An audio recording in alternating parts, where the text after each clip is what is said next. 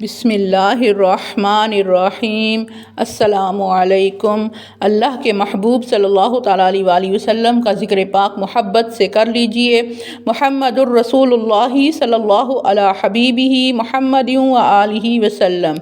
زندگی کے ہر جائز کام کے آغاز اور اختتام پر اللہ کے محبوب علیہ الصلوۃ والسلام کا ذکر پاک کرنا باعث برکت اور باعث رحمت ہے۔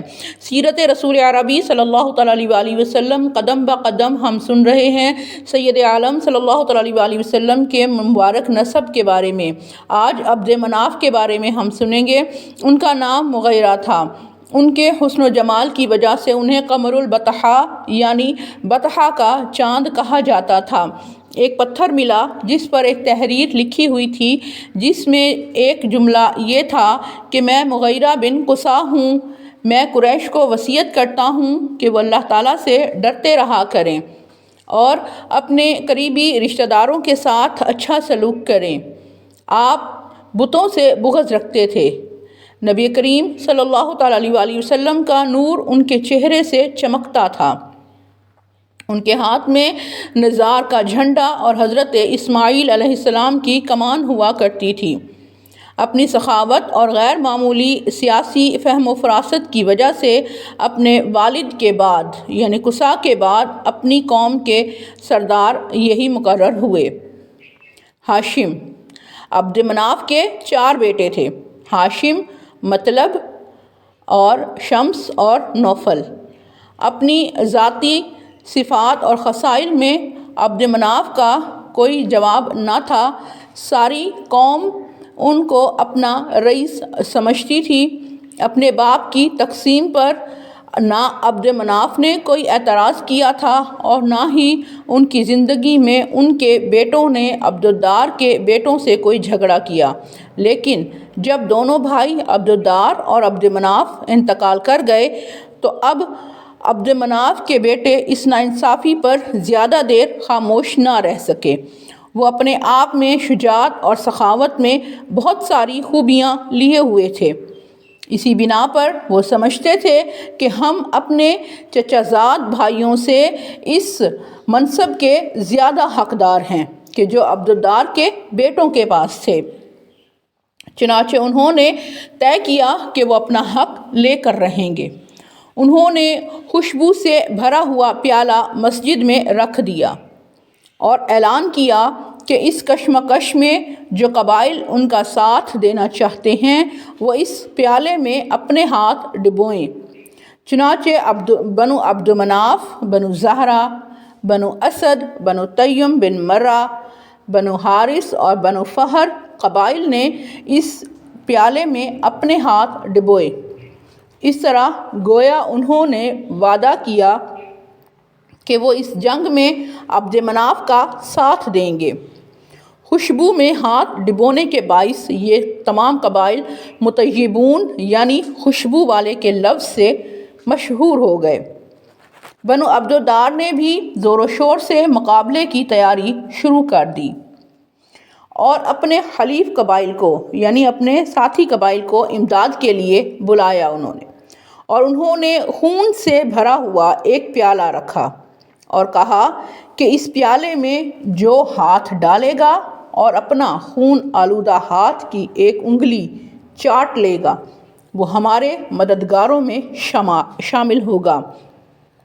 خون آلود انگلی چاٹنے کی وجہ سے یہ تمام قبائل لامت الدم یعنی خون چاٹنے والے کے نام سے مشہور ہوئے۔ جن قبائل نے ان کا ساتھ دینے کا عہد کیا وہ یہ ہیں: بنو مخزوم، بنو سہم، بنو جمحہ، بنو عدی بن کعب۔ بعض دانشمند اور نیک فطرت افراد کی کوششوں سے ان میں صلح کی صورت پیدا ہوئی اور یہ طے پایا کہ رفادہ، قیادہ اور سقایہ کے مناصب عبد مناف کے بیٹوں کو دیے جائیں گے۔ حجابہ اور لواء کے مناصب عبدالدار کے بیٹوں کے سپرد کیے جائیں گے اور دار الندوہ دونوں کے درمیان مشترک رہے گا۔ چنانچہ گھڑ سوار دستوں کی قیادت عبد شمس بن عبد مناف کو دی گئی۔ عبد شمس کے بعد امیہ، اور امیہ کے بعد حرب اور حرب کے بعد ابو سفیان کو یہ منصب ملا۔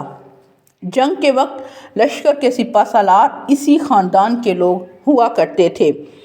جنگ احد اور جنگ خندق میں کفار کے لشکر کا سردار ابو سفیان ہی تھا۔ بدر میں قیادت عتبہ بن ربیعہ کو دی گئی تھی، اس لیے کہ ایک وجہ تو یہ تھی کہ عتبہ کی عمر ابو سفیان سے بڑی تھی، دوسرا ابو سفیان اس وقت مکہ میں موجود نہیں تھا بلکہ قریش کے تجارتی کاروان کے ساتھ ملک شام کے سفر پر گیا ہوا تھا۔ رفادہ کا منصب عبد مناف کے بعد ہاشم، ان کے بعد عبد المطلب کو ملا۔ عبد المطلب کے بعد ان کے بیٹے ابو طالب کو ملا جو حضور صلی اللہ علیہ وسلم کے چچا ہیں، اور ان کے بعد یہ منصب ان کے بھائی عباس کو ملا۔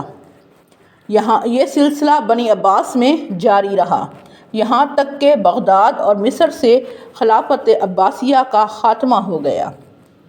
سقایہ کا منصب بھی عبد مناف کے بعد ہاشم، ان کے بعد عبد المطلب۔ جب ہاشم کے بیٹے شیبہ یعنی عبد المطلب بڑے ہو گئے تو پھر انہیں دیا گیا، لیکن عبد المطلب کی وفات کے بعد نوفل نے اپنے بھتیجے عبد المطلب سے یہ منصب چھیننے کی کوشش کی۔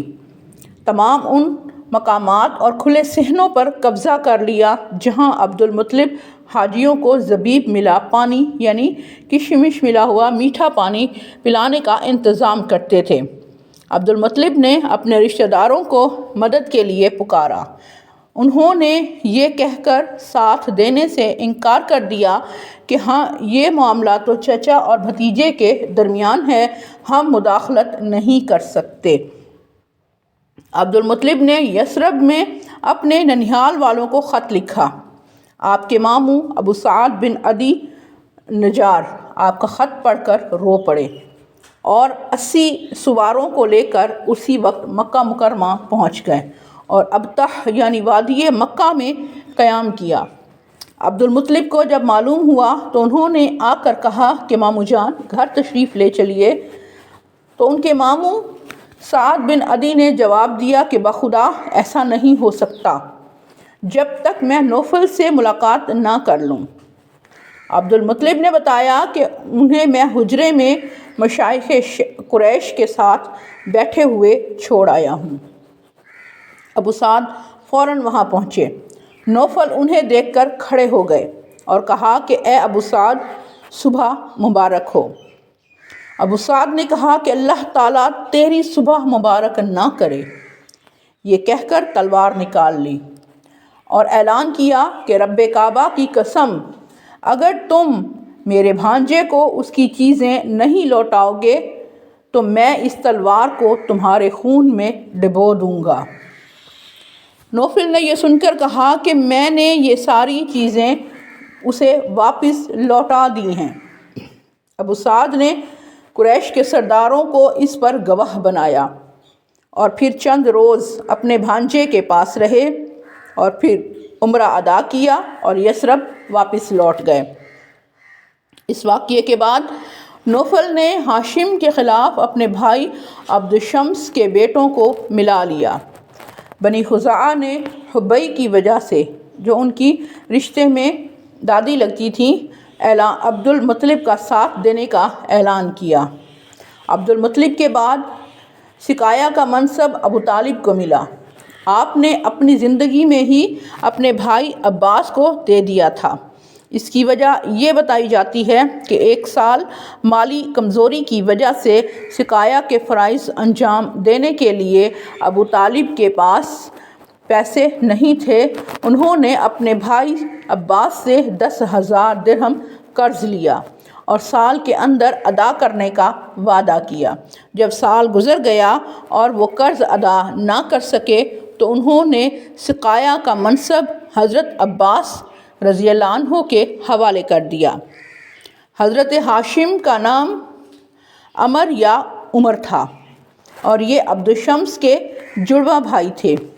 جب پیدا ہوئے تو ہاشم کے پاؤں کا انگوٹھا عبد الشمس کے سر کے ساتھ ملا ہوا تھا اس کو الگ کرنے کے لیے تیز دھار آلہ استعمال کیا گیا جس سے خون کے چند قطرے ٹپک پڑے۔